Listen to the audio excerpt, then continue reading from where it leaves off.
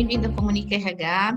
Hoje temos aqui um convidado muito especial, Eduardo Zugabe, que é palestrante, autor de alguns livros. O Eduardo é responsável pela Academia de Atitude, Escola do Protagonismo. Eduardo, muito obrigado por aceitar aqui falar com a gente. O Eduardo já vem colaborando há bastante tempo com a Comunica RH. É um profissional muito sólido e bastante disruptivo. Eduardo, agora fale um pouquinho de si. Obrigado, Cris. Obrigado pela acolhida, pela receptividade, enfim, ser introduzido na entrevista assim com tantos elogios assim, deixa a nossa responsabilidade ainda mais lá no alto, né? Se bem que não vai ser uma entrevista, vai ser um bate-papo muito fluido aí, tenho certeza disso. E como a Cris falou aí, eu tenho... Cris, para mim é Cris, tá, pessoal? Para mim é Cris, tá? Então eu vou deixar tá à mais vontade. Uma informal conversa de possível amigos. aqui, porque é assim que nós somos, na verdade, né? Então, como a Cris falou aí, eu sou autor de alguns livros, eu trabalho predominantemente aí com desenvolvimento de lideranças, principalmente em questões como comunicação, atitude, resiliência, gestão da mudança, enfrentamento da mudança, e boa parte desses temas estão ancorados nos meus livros, né, que são aí A Revolução do Pouquinho, Plano de Trabalho para Toda a Vida, Humor de Segunda a Sexta, onde eu trato de liderança empática, Fantástico Significado da Palavra Significado, que fala sobre propósito. E, enfim, essa é um pouquinho aí um resumo da minha jornada. Eu venho do mundo da comunicação, né? Eu trabalhei durante quase 18 anos em comunicação e há praticamente 12 eu estou literalmente dedicado ao desenvolvimento humano.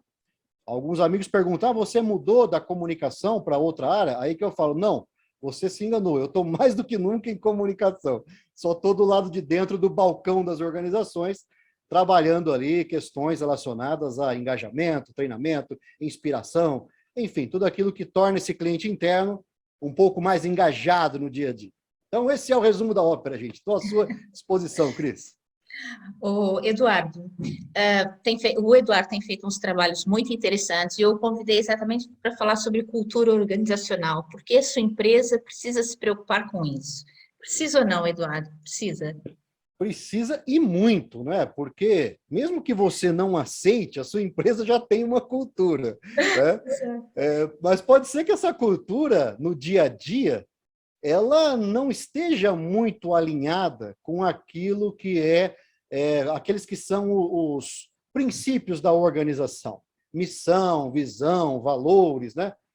Quando tudo isso fica restrito apenas àquele banner ou aquela placa em aço escovado, né, linda, brilhante, exato, na recepção da empresa, mas quando isso não ultrapassa a catraca da organização, não vai para dentro do ambiente do trabalho, junto com os colaboradores e principalmente junto com as lideranças, a empresa começa a ter um grande problema, né? Então, isso naturalmente impacta a organização em muitos aspectos, vai criando uma série de pequenas organizações dentro da organização, fica uma cultura esfarelada, então, e lidar com isso no dia a dia, esse ambiente, que acaba sendo um ambiente de disputa de pequenos poderes, acaba sendo um exercício muito desgastante, não apenas para a liderança, mas principalmente para os liderados. Então, é importantíssimo preocupar-se com a cultura, entender qual que é essa cultura, torná-la clara, declarada, praticada e principalmente percebida, tanto por quem está dentro da empresa, como também por quem está fora, no caso, os nossos clientes. E principalmente, Cris, na questão dos valores organizacionais. Porque quando você fala de valor, né, são palavras de força, são palavras que remetem a atitudes, a princípios antigos até, enfim, a uma série de princípios, atitudes, valores, virtudes, né? Mas tudo isso, de certa forma, precisa ser percebido por uma razão muito simples, principalmente pela liderança. Os nossos valores ajudam a proteger as nossas decisões. E a liderança, parte do exercício da liderança é tomar decisão continuamente, o dia inteiro, nas mais variadas instâncias, dos aspectos mais simples aos mais complexos.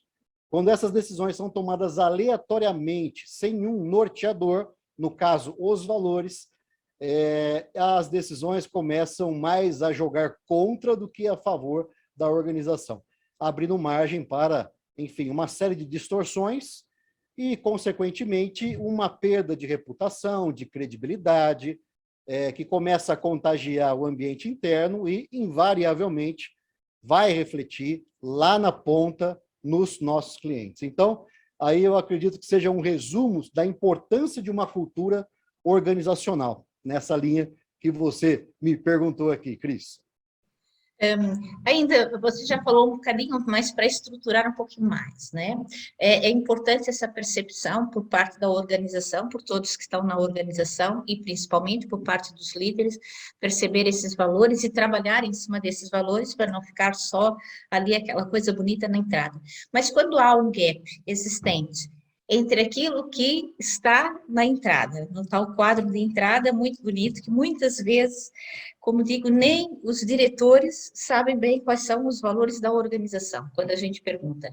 Portanto, o gap existente entre esses valores que efetivamente são da empresa e os valores que vivenciam, porque muitas vezes há aqui uma diferença abismal, aquilo que se vive, muitas vezes até está contrário àquilo que se prega, vamos assim dizer.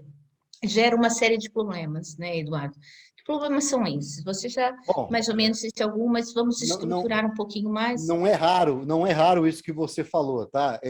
Até mesmo as próprias lideranças não saberem quais são esses valores, né? E aí acaba que aquilo se torna um exercício puramente acadêmico, um exercício de recitar frases bonitas, né? Eu vejo que muitas empresas até não compreendem que isso precisa nascer dentro da organização e às vezes até contratam agências de propaganda para criar os seus valores, agências que vão redigir propósitos, agência que vai redigir até o storytelling da empresa. Então, tudo isso acaba mostrando que aquilo que se conhece por walk the talk, né? Você cumprir aquilo que você verbaliza, você caminhar conforme aquilo que você profetiza, verbaliza, acaba sendo um grande ponto de força. Como nós falamos agora há pouco, começa na nossa capacidade de tomar decisões. Essas decisões dentro de uma organização, assim como na nossa própria vida, elas estão condicionadas à clareza de valores. Então, quando as decisões começam a ser tomadas, vamos supor, um problema que é regular, recorrente, mas a decisão que é tomada relacionada a esse problema, conforme o momento em que ele acontece, com quem acontece, na circunstância que acontece, na complexidade que acontece. Se as decisões começam a ter um enviesamento muito grande, a credibilidade da liderança começa a despencar. Ou seja, o funcionário, mesmo que ele não conheça essa expressão walk the talk, ele vai entender que, né, o líder vive aquela prerrogativa do faça o que eu falo, mas não faça o que eu faço. Porque acaba, né, que isso também abre margem para N interpretações. Então, o primeiro ponto que é afetado por esse gap, Cris, nós podemos dizer que é a ética da organização. Porque quando você não tem essa coerência, passa-se a viver uma ética flex, uma ética da conveniência, uma ética que está muito mais para corporativismo do que para ética de verdade. Está muito mais para alinhamentos espúrios do que para ética de verdade. Então, quando a gente começa a ter essa clareza, isso é trabalhado de forma contínua na organização, a gente passa a ter uma equipe com mais clareza sobre onde ela está pisando. A pessoa passa a ter mais lucidez em relação àquilo que norteia a organização. Porque não é raro também, você olha uma organização de fora, você tem toda uma imagem dela. E, de repente, você dedica anos ali trabalhando, participando de aperfeiçoamento, concursos até, para poder estar naquela organização. Quando você chega na organização, depois de um processo seletivo, passa-se ali alguns meses, você percebe que nada daquele encantamento que havia enquanto você olhava a empresa como um cliente, acontece na prática, no dia a dia da empresa. E aí, né, esse walk the talk já foi implodido, a ética flex vigora, as pessoas tomam decisões apenas com base na circunstância e no momento, no sabor do dia, de acordo com a pressão que existe no dia, o que cria um ambiente de distorção muito grande, que afeta outro grande ponto da organização, que é o quê? Né? A segurança psicológica para se trabalhar. Porque quando não há um ambiente de confiança, e o ambiente de confiança, ele é, de certa forma, diluído quando há decisões totalmente paradoxais, muitas vezes, em relação ao mesmo tema. Quando esse ambiente de confiança implode também, por sua vez, as pessoas passam a estar na organização, o tempo que elas passam lá dentro, seja um tempo online ou seja um tempo presencial, ele é muito mais dedicado para você se proteger do ambiente do que para trabalhar. Ou seja, você vai ter perda de produtividade, você não vai ter confiança, você não vai ter engajamento, você vai ter pessoas, às vezes, que percebem esse buraco organizacional de moral clara, como oportunidade também para colocar ali os seus projetos de domínio, de poder, tal, enfim, aquilo que a gente chama de liderança informal, né, que começa a fazer a organização trabalhar apenas para as suas conveniências. Então, quanto mais isso for pareado entre aquilo que eu declaro e aquilo que nós praticamos, melhor. Lógico, quando nós olhamos para um banner de valores, por exemplo, o que acontece? Muitas vezes o que nós temos ali é um conceito aspiracional, é como nós queremos ser, mas querer ser apenas não basta. Você tem que trabalhar continuamente para ser aquilo de verdade, para que aquilo seja percebido, porque senão toda sorte de problema decorrente do não engajamento de funcionários, aí você pode colocar até impactando os indicadores de recursos humanos. O absenteísmo, sabe? O presenteísmo também, que é pior ainda que o absenteísmo. Esse ainda é pior. Está lá e não está, né? A pessoa está e não está, né?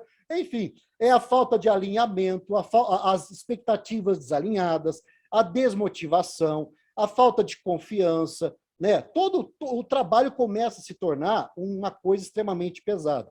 O ambiente de trabalho se torna pesado, e como eu falei, as pessoas passam a mais se proteger de todos os perigos que tem ali dentro, porque não há confiança, e naturalmente, né, esse tempo de ficar vendo o que tem que fazer para se proteger é o tempo que deveria estar sendo dedicado para o projeto da organização, para aquilo que é o futuro da empresa, seja na organização do dia a dia, na condução do dia a dia, ou até mesmo olhando para o ambiente de inovação que vai assegurar a perpetuação.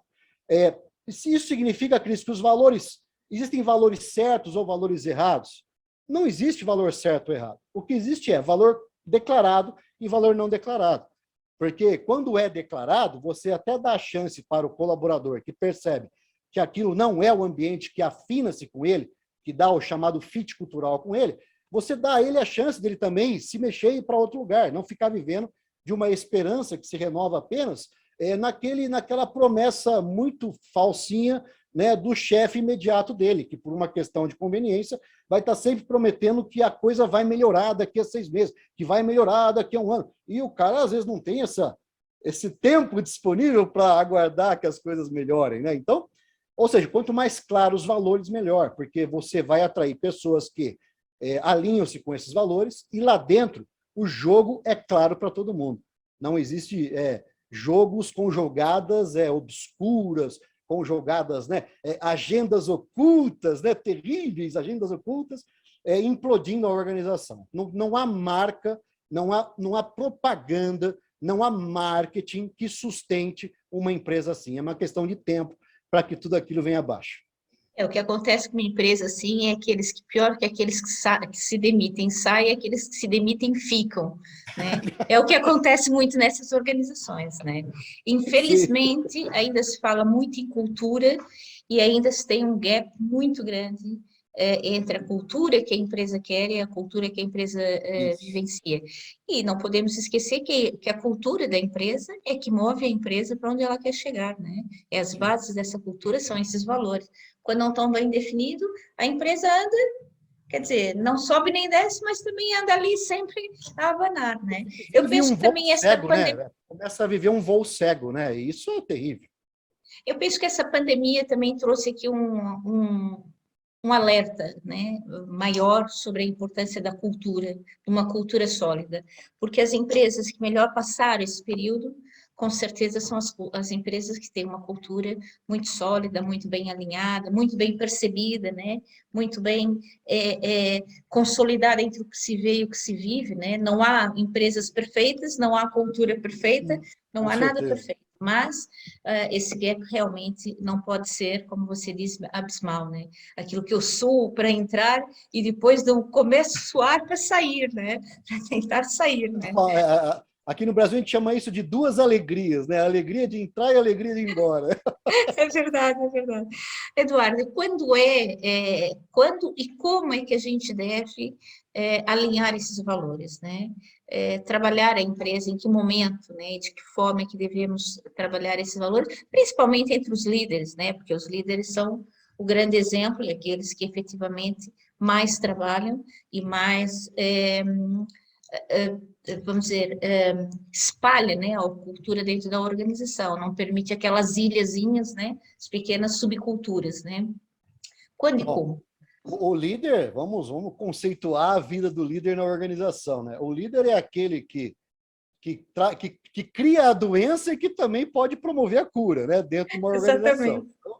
Né? Porque quando ele está também desalinhado de seus pares, quando não há uma discussão contínua, conforme os desafios que a empresa vai vivendo, trazendo esses desafios, sejam eles desafios que provocaram grandes conquistas, tá? Ou sejam desafios decorrentes de grandes superações, de grandes crises. Então, quando a gente não consegue transformar tudo aquilo que se viveu na história da empresa e mostrar como aquilo está apontando para quais valores, a gente está perdendo uma grande oportunidade de construir uma cultura sólida. Ou seja, a gente sai apenas da execução do dia a dia e começa a tirar um pouco os elementos desse software que movimentam a organização, esse hardware que é a organização.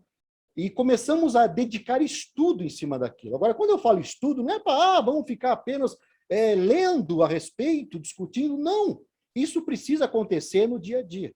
Então, por exemplo, alguma coisa aconteceu que esbarrou em algum valor de forma negativa.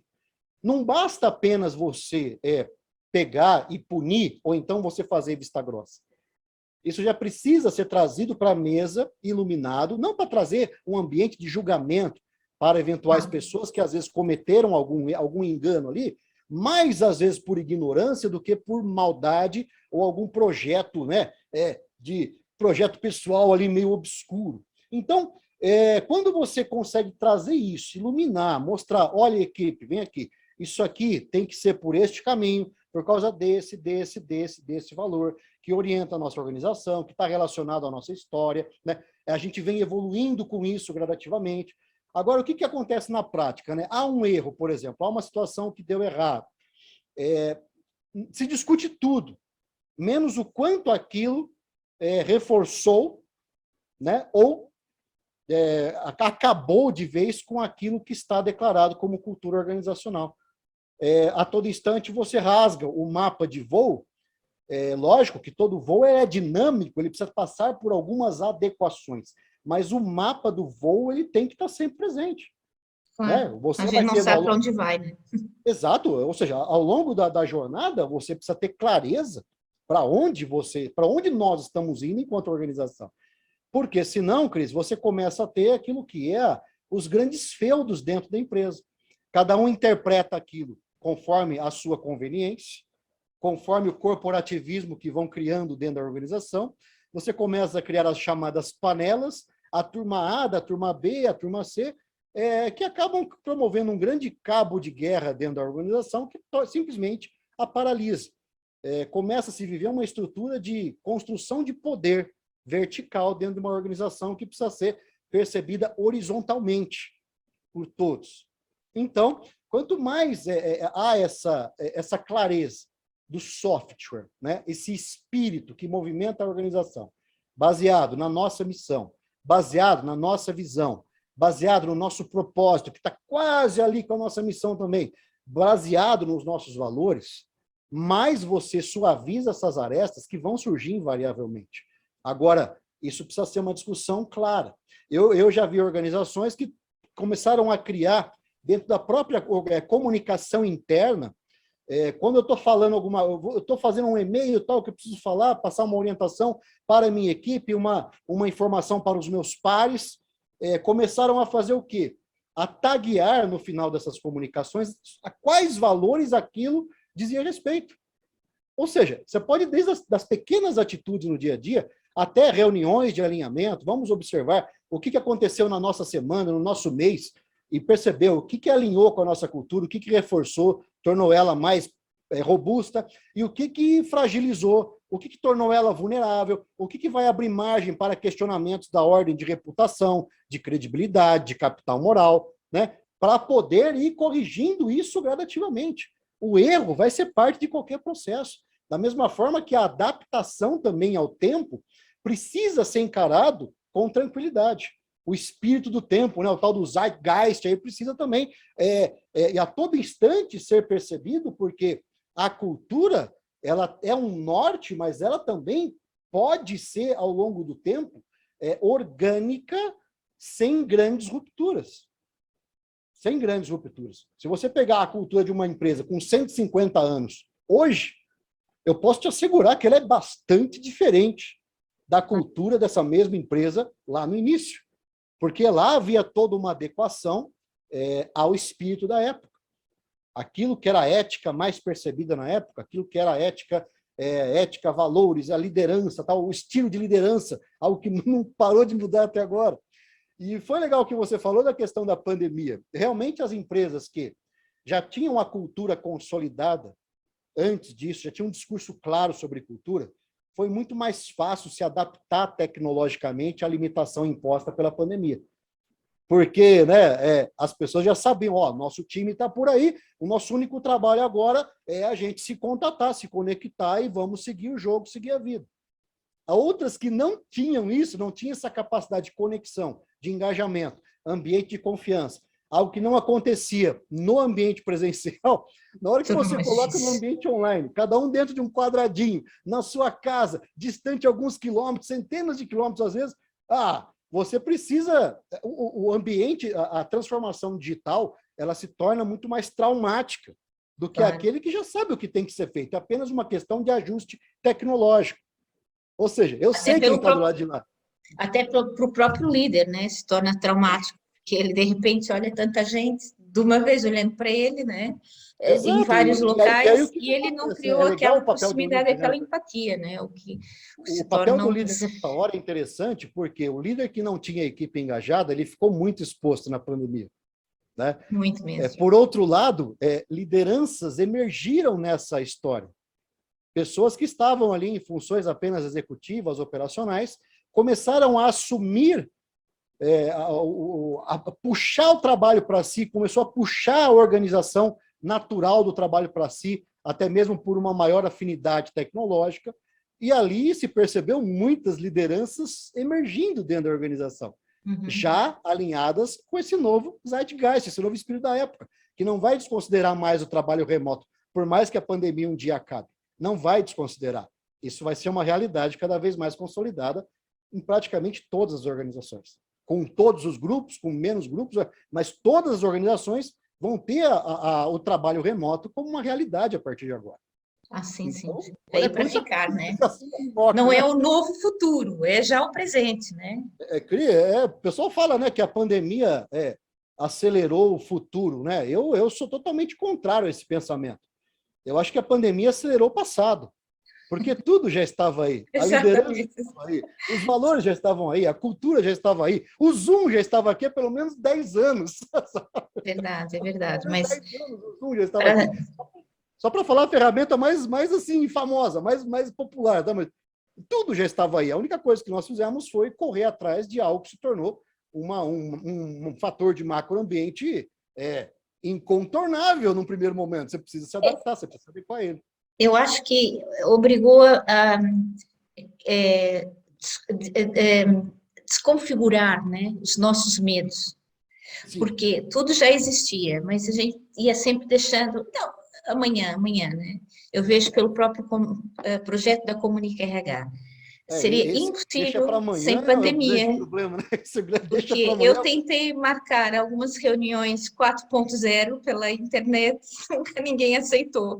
Infelizmente, o impacto da pandemia, né, que a gente gostaria que tivesse sido de outra forma, fez com que, de repente, em pouco tempo, nós dessemos um boom que jamais seria capaz ou possível dar.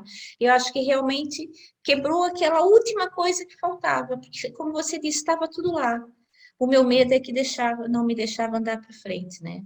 Vou tentar, Só isso vem não der algo certo. macro, né, que afetou a todo mundo, né, de uma Aí, forma... assim, não há medo, ou eu ando ou me empurram, né? Portanto, o melhor Ou, é assim, ou eu abraço a mudança, né, ou então a mudança me atropela, é simples assim, né? É simples assim, exatamente. ou eu pulo no lombo da mudança que está cavalgando aí, ou então ela passa por cima de mim. E E foi engraçado que a gente vê que tanta gente foi capaz, mas tanta gente que até achava que não era capaz, e foi capaz. Realmente era aquela barreirazinha ali do medo de experimentar, e de repente, olha, que estamos ainda, todos ainda não dentro da. havia sido, a necessidade ainda não havia sido de uma forma a título de sobrevivência, né? Infelizmente, o ser humano é assim, Deixa né? pra Vai lá, estar com a outra corda hora no a gente pensa pescoço. nisso. Vamos pensar nisso em 2030, no nosso plano de 2030. Ah, vai. Mas tirando todo o impacto negativo da saúde, mas eu acho que foi uma situação muito agradável, muito, muito bonita, até é engraçada, né? Como é que as pessoas de repente entraram nisso. Eu lembro que eu trabalhei com consultoria também, e que a gente ia falar de certas coisas que aconteceu e que foi obrigado a acontecer com a pandemia, e aquilo diz, não, a nossa cultura, nós ainda não estamos ali, e de repente eu vejo essas mesmas empresas, eu digo, então, vocês pagaram para a gente implementar, né, para a gente fazer, e não, tinha que esperar, e de repente, sem pagar, entrou todo mundo. Esse faz parte, eu acho que foi um salto muito grande, Ah, sim. todos nós temos. Quem soube aproveitar essa mudança, né? A mudança tecnológica, principalmente, e soube compreender esse momento, e principalmente soube entender que esse momento é um momento mais longo do que se desejaria, né? O momento crítico da saúde que nos obriga a abraçar modelos que até então não eram pensados como parte da nossa estratégia. Quem percebeu isso mais rápido, né, também se adaptou mais rápido e, naturalmente, colheu frutos mais rápido. Por outro lado, né, eu vejo pessoas que ainda estão resistindo a isso, né? Outro dia eu estava conversando até com colegas palestrantes e eu já tinha um estúdio montado, já tinha aqui uma estrutura, foi apenas uma questão de adaptação, um outro recurso tecnológico que precisava para poder tornar isso mais rápido, mais acessível, tá? Mas nada que... E eu não parei de investir em estrutura desde que a pandemia começou, né? E é engraçado, numa conversa com colegas assim, alguns deles falam assim, nossa, mas e quando tudo isso acabar, como é que vai ficar tudo isso aí? Aí eu falei, olha, Vai acabar o quê? bem, a pandemia vai acabar, mas o que a pandemia trouxe não vai acabar. Até porque eu acho que conseguimos um equilíbrio que não existia antes nesta dimensão. É que, apesar da parte tecnológica, criamos fortes relações pessoais que Sim, muitas sim. vezes não criávamos com o nosso colega ali. E hoje vê-se que não tem a ver com a tecnologia, a gente está aqui ou está ali, porque tem a ver com a empatia. Sim. Ok, eu não posso te dar um abraço, mas posso tornar esse momento tão gostoso e saboroso como se estivéssemos perto um do outro, como se estivéssemos na mesma sala. Porque o que faz a diferença, às vezes, não é o meio, né? É, é o sentimento que a gente É coloca a nas presença, né, coisas. Cris? A presença real, né? E a comunicação já se falava que a grande parte da comunicação, né, passa pela parte não verbal.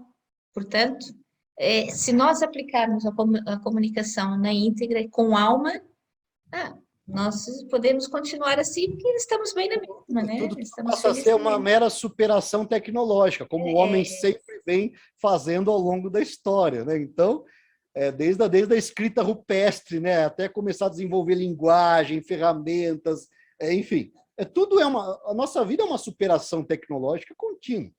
A pandemia trouxe mais uma. Ou seja, quem estava ligado nessa superação, esteve aberto a essa mudança, sofreu menos. Não vou dizer que todo mundo, tudo belezinha, não. Todo mundo, de certa forma, sofreu, uns mais, outros menos, mas Claro, todo claro. mundo sofreu com a adaptação. Por outro lado, né, você vê, hoje eu atendo clientes que eu nem imaginava atender antes da pandemia.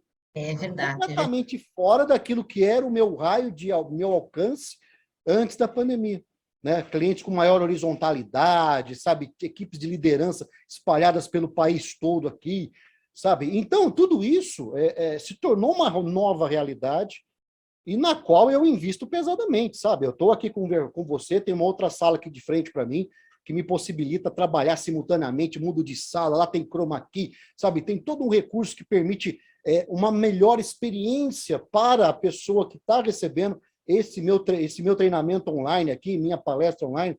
Ou seja, eu estou focado, estou colocando meu cliente no centro do negócio.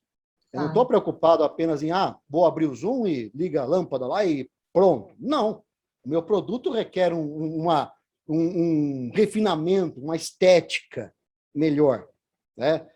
Não é só conteúdo. Conteúdo, sim, é importantíssimo, mas a forma, aí fala não verbal, né? A forma como você entrega o conteúdo faz toda a diferença. Mas é o que você diz, né? Você já era assim antes, só mudou a forma, né? Porque esse foco na pessoa já existia, né? E a gente agora só teve que se adaptar ao Zoom, que eu ainda hoje patino e às vezes agora. Eu aqui no Brasil, você em Portugal, aquela coisa, quando que isso aconteceria antes, Nada, Cris? nem eu tinha te conhecido. A gente já se conheceu na pandemia. A gente já se conheceu na pandemia num evento aí que agregou online e tal, que abriu perspectivas. Agora, fica imaginando quanto que as coisas precisariam se coincidir para que hoje aqui a gente pudesse estar gravando, né, batendo papo, como já batemos várias vezes online aqui, a milhares de quilômetros de distância, quase 10 mil quilômetros, e aqui, né, trocando experiência, trocando impressões, né? Quando isso aconteceria? Não diria impossível, mas eu iria dizer quase, né? Porque era uma prática tão distante. Assim, não seria impossível, mas seria muito improvável. Muito, muito improvável, porque eu jamais iria, pela distância, no evento da ABTD. Portanto, isso seria quase que impossível. Mas pronto, assim, teve as coisas boas e as coisas más, mas eu acho que as boas superaram. E realmente... Quem tiver olhos de ver vai se adaptar com mais fluidez e vai colher bastante lucro disso, vamos chamar assim, né? É verdade. Acho uma palavra meio pesada falar de lucro na pandemia, mas vai assim, colher bons dividendos, vamos chamar assim. Sim. Boas evoluções. Né? Só precisa agora, para que isso fique mesmo 5 estrelas, como a gente diz, é que acabe o problema da saúde. Que o resto continue, que é bom, é bom. Eduardo, ficaria aqui falando consigo mais 1 hora, sabe que eu gosto muito de falar com você. Prosa, né? É sempre muito disruptivo. Imagina isso numa mesa com café quentinho, lá 8 horas. Era até a meia-noite. Eduardo, mais uma vez, obrigado pelo seu contributo, obrigado por estar com a gente desde o início, praticamente.